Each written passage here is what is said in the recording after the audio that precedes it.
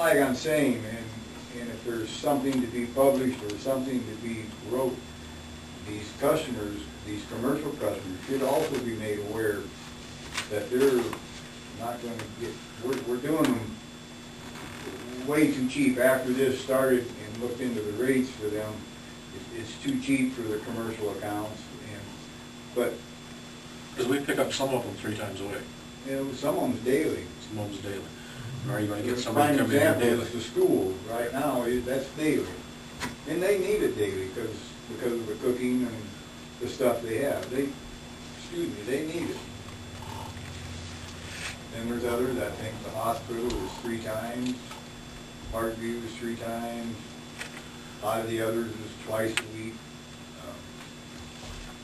And sure, the contractor will come and do it, but if it's an unheard of amount, I don't think that the people, the merchants of the community should be hung. And that's one of the reasons why I was talking about the idea that within this process, we also need to be sending out letters. My theory was we need to send to every commercial customer that's going to be affected. I actually already have a list of every commercial customer that would be affected, and it's 97, 98, depending on how you identify one customer, that we would need to actually send notifications to. And of course, if we decided we want to move forward on this, the other side of this is we need to have, if you wanted to have an opportunity to get an address from the public, we could always set up a private meeting here on an evening and give people the opportunity to come. I think that's very important, and I think that sending a letter to commercial customers is not something you want to do before you have all of the information. I don't think we should send that out before we get bids back or something that What we I'm have saying, to they go should be by. made aware, whether it's maybe not necessarily a letter to each one. Yeah, but the bottom line is they're going to want to know what they're going to be being charged. And that's what we need to know. Yeah. I mean, That's true. Some numbers. And won't know, even if we would do this, still won't know until we get a contractor or an article in the paper and say, hey, you can arrange to do this yourself, take care of it. Maybe they will, maybe they won't. But what I'm saying is we as the city have done this for years, and we sort of owe it to the people of the community to make it known. And courtesy. We have some citizens here. I've got a question for you. How many jobs are you talking about eliminating if you eliminated the city pickup? There would be 2 people that currently do trash service. However, one of our expectations is, as I mentioned earlier, was taking back in-house the cemetery project. And one person would spend the majority of their time that's kept in for that purpose. The other position would be sustained through not backfilling on other particular positions because of retirements. Okay, so you're looking at just transferring those employees. Correct. But who's doing the cemetery project right now? Actually, the contract was up in November, so currently there is not a... Well, there was last year. Who was correct, doing it it was then? like Conley.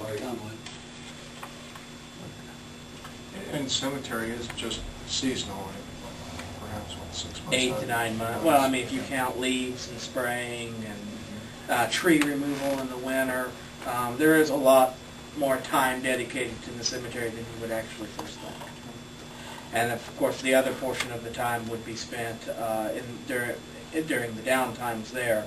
There would be an opportunity to update our maintenance of storm sewers and sanitary sewers and make sure that we do continual maintenance on them as far as spraying and jetting them to keep them clean, which is something that we need to do a little bit more on a regular basis. We keep having winters like this one and last one, there's plenty to do. Plenty to do. Quite some time on a snowplow. Maybe some people But I agree with Bob. I think we need to have I'd love to get more input than what I've got off it from the public. I mean, it's all about dollars and cents. Public wants to keep it, we just have to charge more and buy a new truck and go with it. So, Bob, I get your drift kind of on what's your overall feeling? Like you just mentioned, there's plenty to do, yet other times I get the feeling that if you outsource it, then you have customer service problems and so on. What's your overall feeling on the, you know, the project? Of the project. Do both. We'd have to hire more help to do both. I'm talking the cemetery and the garbage. If we need to raise the rates, whether it's commercial and or residential, do it. Like I said, it's a service that we've provided, well, for the 40 years that I've been here. And when I started, that was one of my jobs, and that's fine. And that process has changed, which we don't need to get into that. Cemetery, at that time, we took care of that too. When I started, Tom Huster was out there. And that was his job, his basic job. Wintertime, he helped plow snow, haul snow, etc. If there was tree or trimming of trees or whatever out there that could be done during the winter, he done that, you know. And if we do both, Doc, we would have to hire more help because you keep the two on the truck. Now that isn't an 8-hour a day thing. They help now with maintenance. Like Adam said, some storm sewer maintenance. They mow, they shovel, whatever needs to be.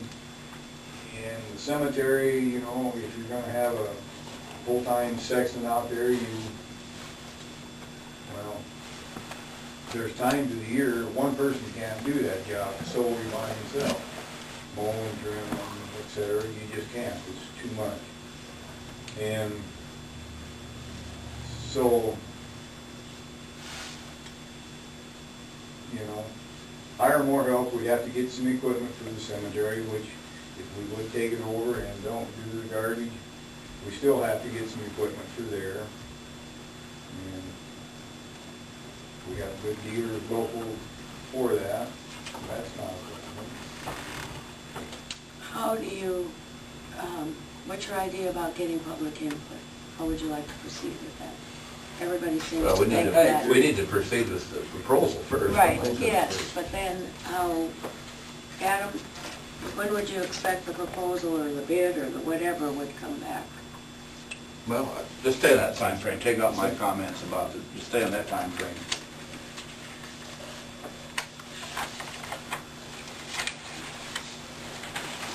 Proposal should be back 20th, and open proposals at City Hall the 23rd, so I guess sometimes after, between the 23rd and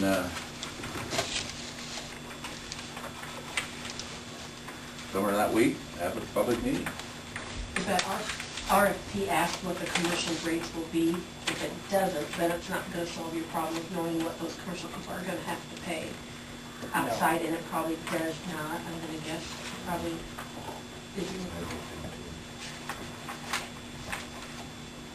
So I think that was a little bit of research found by outsourcing to others.